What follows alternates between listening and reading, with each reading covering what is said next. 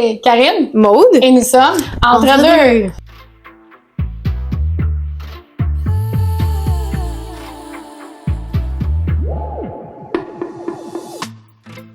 Deux conseillères en sécurité financière, on vous fait une courte capsule pour expliquer un petit peu la pyramide des besoins financiers. Maude, aujourd'hui, tu vas être conseillère. Exact. Et moi, je vais être ta cliente. Tu vas me poser des différentes questions. Maude, je t'écoute. Je suis excitée. C'est quoi la pyramide? Moi, je connais la pyramide Maslow. Tu comprends? Maslow, oui, très connue. Mais celle-là, c'est pas elle. Se nourrir, se vêtir, se lever. Ça, non. c'est pas ça. C'est une autre priorité, par contre. Okay. Des priorités différentes qui sont tout aussi importantes. Ben là, peut-être moins que le besoin de sécurité. Mais là, je vais déjà là, ça part. On défie. On exactement. Finance. Fait que là, t'es ma cliente, je suis la conseillère, on regarde la pyramide des besoins financiers. C'est quoi les priorités? À la base, qu'est-ce qu'on voit? Là, ça se peut que vous voyez pas super bien, mais on le rappelle. On n'est pas professionnel. Il y a pas d'équipement ici. C'est mon iPad qui filme. Il y a pas de budget non plus pour cette capsule-là. Le but, c'est de redonner au suivant. Fait que s'il vous plaît, soyez indulgents avec nous. Ouais. Fait qu'on voit à la base, qu'est-ce qu'on remarque? C'est les événements incontrôlables de la vie. Ça te fait penser à quoi, les événements incontrôlables? Ben, qu'il peut m'arriver quelque chose, je peux me casser un bras. Exactement. Moi, j'ai essayé le ski, j'en ai fait, je pense, 6 fois dans ma vie et j'ai peur à chaque fois de me casser un genou. Ah, c'était peut-être pas fait pour toi. Bon. C'est possible. Mais à la base, les événements incontrôlables, c'est le décès. On va tous mourir un jour, désolé de vous l'apprendre. Et c'est un peu une certitude. Là. Oui, exactement. On a le décès, l'invalidité et la maladie. Maladie grave, peu importe comment on l'appelle. On peut penser à quoi dans maladie? Cancer. Oui, ça fait partie. Une personne sur 3, hein, on me rappelle souvent. J'ai quelqu'un de très proche dans ma famille qui, en ce moment, fait de la chimio. Bon, alors, exactement. Donc, les événements incontrôlables de la vie, c'est ces 3 choses-là. Pourquoi est-ce qu'ils sont à la base? Pourquoi ils sont à la base de la pyramide? Est-ce qu'on aurait une idée? Non.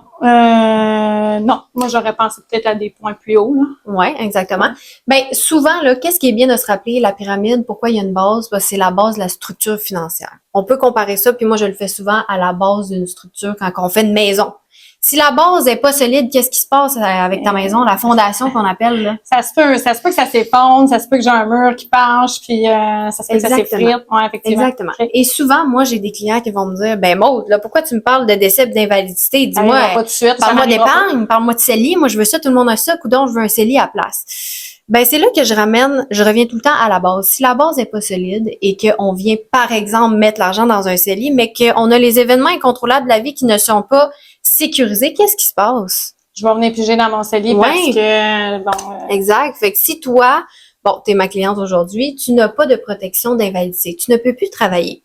Alors là, tu rentres pas travailler. Il n'y a pas de revenus qui rentrent, on s'entend. Mais t'avais un CELI, une chance bien que t'avais un CELI. Fait qu'est-ce qui va se passer? Je vais t'appeler pour décaisser mon CELI. Oui, exactement. Mais on n'a pas de protection en bas et les objectifs financiers s'envolent en l'air en même temps que l'invalidité. Okay. Donc, c'est un peu ça qu'on vient dire. On vient se protéger en cas de décès, d'invalidité et de maladie. Par la suite, on illustre, on peut monter à la 2e étage. Qu'est-ce qu'on voit? On parle de testament, on parle de mandat. Ça, on va en reparler aussi dans une capsule qui est dédiée à ça. Mais on vient faire un testament, on vient faire un mandat, on vient rembourser les dettes. On vient faire un fonds d'urgence, notion qu'on a aussi abordé dans une autre capsule.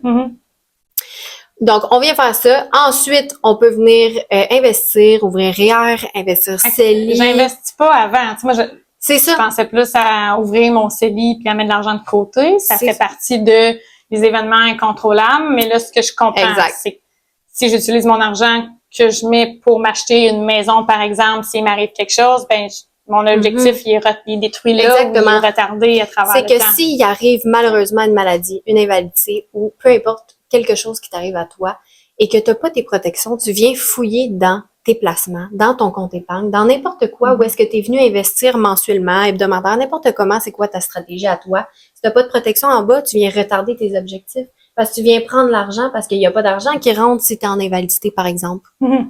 Fait que c'est un peu ça qu'on veut. Mais il y a le gouvernement qui est là? Oui, il y a le gouvernement qui est là, mais c'est pas suffisant non plus. Et ça, il faut regarder. Il faut regarder aussi parce que là, il y en a beaucoup qui se disent, ben moi, j'ai un collectif. Moi, c'est super bon ce que j'ai. On va faire une capsule là-dessus. Oui, il faut lire le collectif. C'est important, même si je sais que tout le monde a lu son collectif.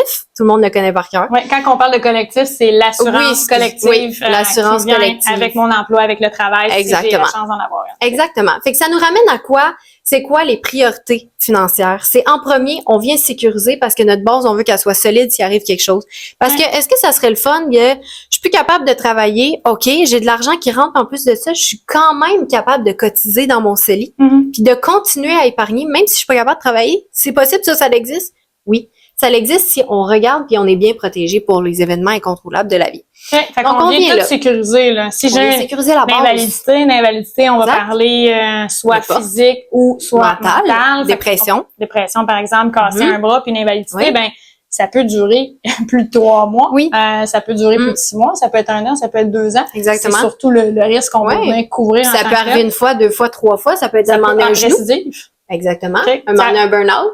Ouais, ça peut effectivement voir une récidive. Fait qu'on veut venir couvrir cette invalidité-là. Ouais. On veut venir couvrir en cas de maladie, l'impact financier. Même, tu as mis le décès, mais j'imagine que, tu sais, si moi je décède, ben peut-être que ça n'a pas tant d'impact, mais c'est vrai que je me suis pas assise sur, ma maison, j'ai une hypothèque dessus. Exact. Je veux que ça aille à qui? Est-ce que je veux que la banque leur prenne? Exactement. Puis on va en parler aussi dans une autre capsule, mais de décéder, est-ce que c'est gratuit? C'est une bonne question à se poser. Ouais.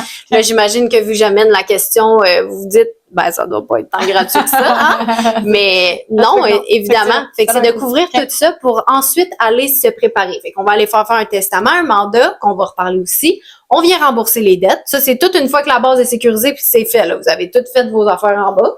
Après ça, le fonds d'urgence qu'on commence à bâtir. Et après ça, on peut dire, je vais aller mettre de l'argent dans un REER, je vais aller mettre de l'argent dans un CELI, REER pour les enfants, CELIAP, accéder à une propriété peut-être. Autre, ça aussi, on en revient dans une capsule, c'est quoi les différents véhicules de placement qui existent. Après ça, là, vous allez monter de plus en plus haut. Si on veut. Exactement. Si on veut aller là, remboursement d'emprunt, par exemple, rembourser l'hypothèque plus rapidement, c'est quelque chose qui m'intéresse. Aller acheter directement des obligations, avoir un parc immobilier. C'est propre à chacun quand on vient monter. Se rendre là, mais dans le fond, ce que tu illustres, c'est quoi on le divise dans 3 différentes catégories? Ben, on a la base, on vient se protéger en cas, comme j'ai parlé, des événements incontrôlables et on vient faire notre testament, notre mandat, rembourser nos dettes, faire notre fonds d'urgence et après ça, on monte. Là, on vient aux priorités qui sont plus personnelles. Donc là, on parle de REER, CELI, CELIAP. Ça dépend, c'est quoi. C'est ça, c'est quoi vos objectifs, c'est quoi votre situation. Il y a des enfants, il n'y a pas d'enfants, des neveux, peu importe. Et après ça, on parle de croissance. Est-ce que le parc immobilier, ça vous concerne? Vous, c'est votre objectif d'avoir 17 chalets. OK, on va regarder ça. Mais après, est-ce que c'est d'acheter de l'or? Super, c'est ça. Mais après, là, on parle vraiment de la croissance. Exactement, être capable de générer une croissance. Mais avant de penser tout de suite à moi, je veux générer une croissance, je veux être millionnaire demain. Regarder la base. On va commencer à sécuriser la base. Exact. C'est de se ramener à nos priorités, de se ramener à la base. Et souvent, moi, ce que j'ai entendu, puis je crois que c'est ton cas aussi, là, si t'es plus client, mettons. Mais c'est, ben voyons donc, tu me parles de me protéger en cas d'invalidité et de maladie grave, par exemple, avant de me dire de mettre de l'argent dans mon REER. Eh oui, c'est ça, je te dis. Oui, effectivement, on veut venir sécuriser, d'avoir une base qui est solide. Cette base-là, ça varie à travers les différentes périodes de vie. La base à 18 ans n'est pas la même que celle à 25, n'est pas la même que celle à 40 ans, ni celle à 65 ans. D'ailleurs, à 65 ans, il y a des choses qui n'ont pas été faites. C'est un peu trop tard pour le faire, pas nécessairement trop tard pour tout. Mais cool, on n'avait pas vu ça comme ça. Fait que Maude, c'est important de se fier à la pyramide des besoins financiers. C'est important de se fier, de la connaître premièrement, parce que j'imagine, c'est pas tout le monde qui la connaît. Hein? Non, effectivement. Donc, j'ai pas entendu parler de ça à l'école, moi. Non, pas ça. Ben moi non plus. Et j'ai fait un bac et une technique et présentement une maîtrise. Elle a dû passer à quelque part. Je l'ai pas vu passer. Elle a glissé. C'est ça, mais bien contente aujourd'hui de vous la partager. C'est super. Et on se rappelle, on n'a jamais les mêmes besoins, comme tu dis, que son voisin. Non. C'est personnalisé. Oui. Mais ça reste que la priorité est la même pour tout le monde quand même. Excellent.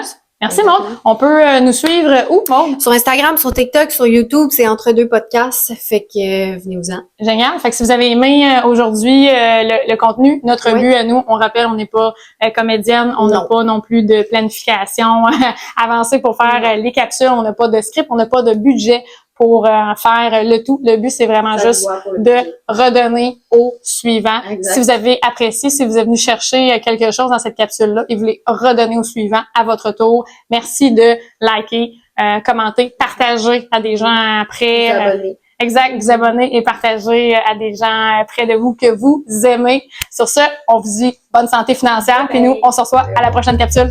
Bye bye!